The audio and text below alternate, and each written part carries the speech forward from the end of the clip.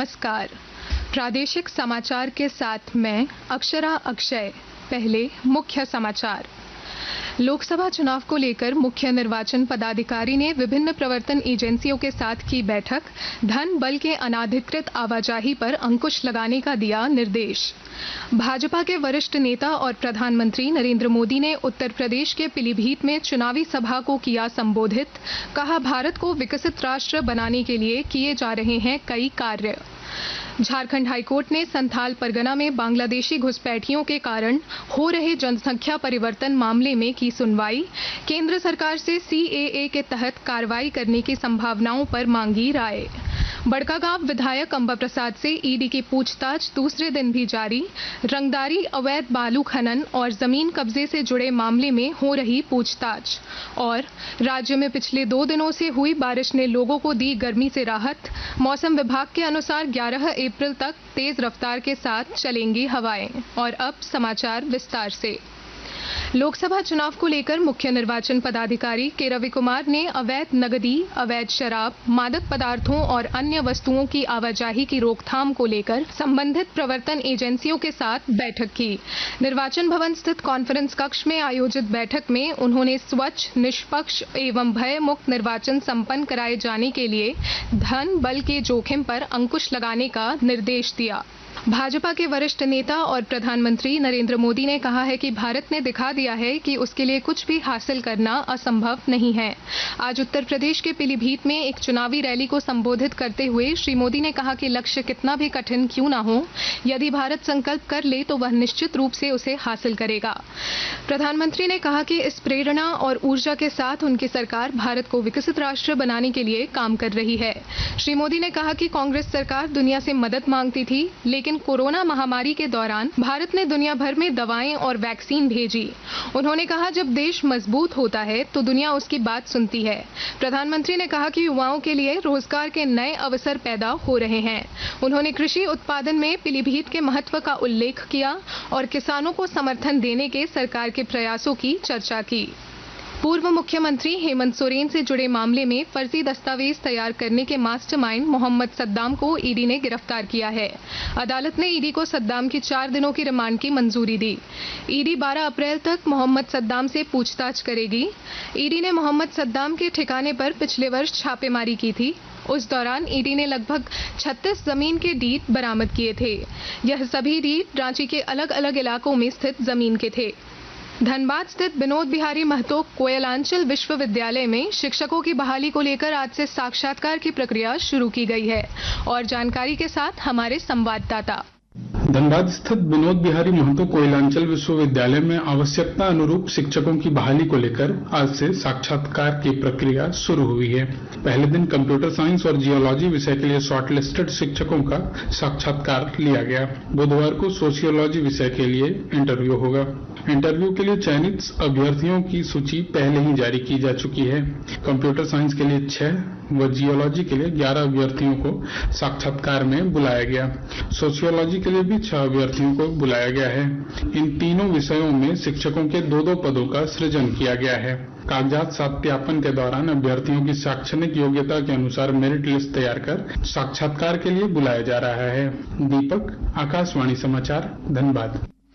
आकाशवाणी के ताजा तरीन समाचारों के लिए आप हमारी वेबसाइट newsonair.gov.in पर लॉग ऑन कर सकते हैं। ताजा समाचार X handle @AIR news alerts और Facebook page All India Radio News पर भी उपलब्ध है। आप प्रादेशिक समाचार एकांश के एक्स हैंडल @AIR न्यूज _ और फेसबुक, इंस्टाग्राम पेज तथा YouTube channel AIR news Ranchi पर भी हमारे बुलेटिन सुन सकते हैं। प्रादेशिक समाचार आप आकाशवाणी रांची से सुन रहे हैं।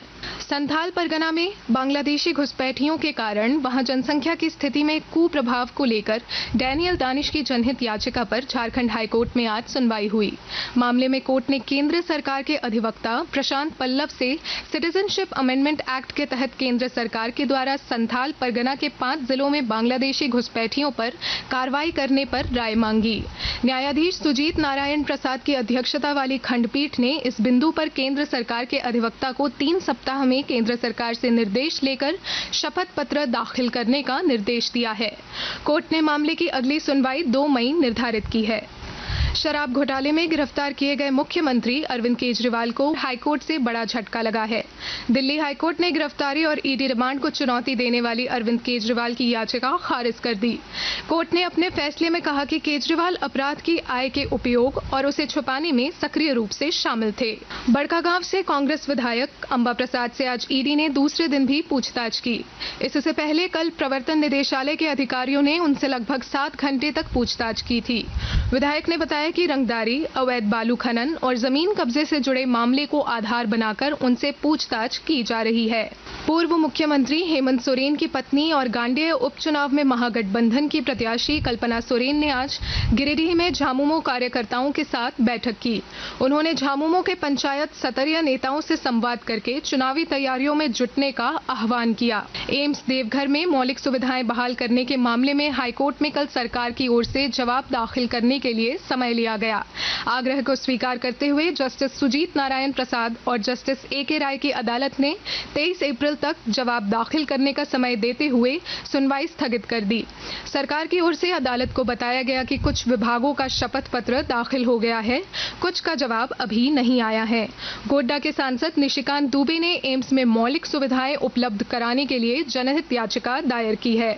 देश में मंदिर परंपराओं को पुनर्जीवित करने के लिए संगीत नाटक अकादमी कला प्रवाह की श्रृंखला के तहत नवरात्रि के दौरान शक्ति संगीत और नृत्य का त्योहार आज से शुरू किया गया। अकादमी 9 से 17 अप्रैल तक देश के विभिन्न हिस्सों में देवघर के जय दुर्गा शक्तिपीठ सहित 7 अलग अलग शक्तिपीठों पर शक्ति शीर्षक के तहत मंदिर परंपराओं का जश्न मनाने वाला उत्सव आयोजित करेगी। और अब मतदाता जागरूकता से जुड़ी खबरें। लोकसभा चुनाव को लेकर जमशेदपुर कोऑपरेटिव कॉलेज में मतदान कर्मियों का 4 दिवसीय प्रशिक्षण शुरू हुआ। इस दौरान जिला निर्वाचन पदाधिकारी अनन्या मित्तल भी पहुंचे और सभी मतदान कर्मियों को संबंधित जानकारी दी। जमशेदपुर स्थित करीम सिटी कॉलेज में वोट महोत्सव का आयोजन किया गया। इस दौरान कॉलेज के 300 छात्र छात्राओं के बीच चुनाव आवेदन पत्र 6 का वितरण किया गया। गोड्डा कॉलेज में अंडर ग्रेजुएट और पोस्ट ग्रेजुएट छात्र छात्राओं के बीच मतदाता जागरूकता कार्यक्रम चलाया गया। छात्र छात्राओं के साथ कॉलेज के प्रोफेसरों को भी मतदान की शपथ दिलाई गई। शपथ कार्यक्रम में बड़ी संख्या में छात्र छात्राएं उपस्थित थे। पाकुड़ सदर प्रखंड में प्रखंड विकास पदाधिकारी ने 36 पंचायतों के पंचायत सहायकों के साथ बैठक की। बैठक के दौरान 80% से अधिक मतदान सुनिश्चित करने के लिए मतदाताओं को जागरूक करने और सभी बूथों पर आधारभूत सुविधाएं बहाल करने को लेकर कार्य करने का निर्देश दिया। इधर स्वीप कार्यक्रम के तहत हिरनपुर प्रखंड में स्कूली बच्चों ने जागरूकता रैली निकालकर मतदाताओं से 1 जून को मतदान करने की अपील की। आईपीएल क्रिकेट में आज चंडीगढ़ में पंजाब किंग्स का मुकाबला सनराइजर्स हैदराबाद से होगा। यह मैच अब से थोड़ी ही देर बाद खेला जाएगा। वहीं कल चेन्नई सुपर किंग्स ने कोलकाता नाइट राइडर्स को 7 विकेट से हरा दिया है। 138 रन के लक्ष्य के जवाब में चेन्नई की टीम ने 17 ओवर 4 गेंद में 3 विकेट के नुकसान पर 141 रन बनाए। राज्य में पिछले 2 दिनों से मौसम का मिजाज बदला। कई जिलों में हुई बारिश की वजह से तापमान में गिरावट आई है। राज्य में दिन का तापमान 11 डिग्री तक नीचे आया है। मौसम विभाग ने बताया कि 11 अप्रैल तक ऐसी स्थिति बनी रहने की उम्मीद है। कई जिलों में तेज रफ्तार से हवाएं चल सकती हैं और वज्रपात की भी संभावना है। अंत में मुख्य समाचार एक बार फिर। लोकसभा चुनाव को लेकर मुख्य निर्वाचन पदाधिकारी ने विभिन्न प्रवर्तन एजेंसियों के साथ की बैठक। धन बल के अनाधिकृत आवाजाही पर अंकुश लगाने का दिया निर्देश। भाजपा के वरिष्ठ नेता और प्रधानमंत्री नरेंद्र मोदी ने उत्तर प्रदेश के पीलीभीत में चुनावी सभा को किया संबोधित। कहा, भारत को विकसित राष्ट्र बनाने के लिए किए जा रहे हैं कई कार्य। झारखंड हाईकोर्ट ने संथाल परगना में बांग्लादेशी घुसपैठियों के कारण हो रहे जनसंख्या परिवर्तन मामले में की सुनवाई। केंद्र सरकार से सीएए के तहत कार्रवाई करने की संभावनाओं पर मांगी राय। बड़कागांव विधायक अंबा प्रसाद से ईडी की पूछताछ दूसरे दिन भी जारी। रंगदारी, अवैध बालू खनन और जमीन कब्जे से जुड़े मामले में हो रही है पूछताछ। और राज्य में पिछले 2 दिनों से हुई बारिश ने लोगों को दी गर्मी से राहत। मौसम विभाग के अनुसार 11 अप्रैल तक तेज रफ्तार के साथ चलेंगी हवाएं। इसके साथ ही आकाशवाणी रांची से प्रादेशिक समाचार का ये बुलेटिन समाप्त हुआ। नमस्कार।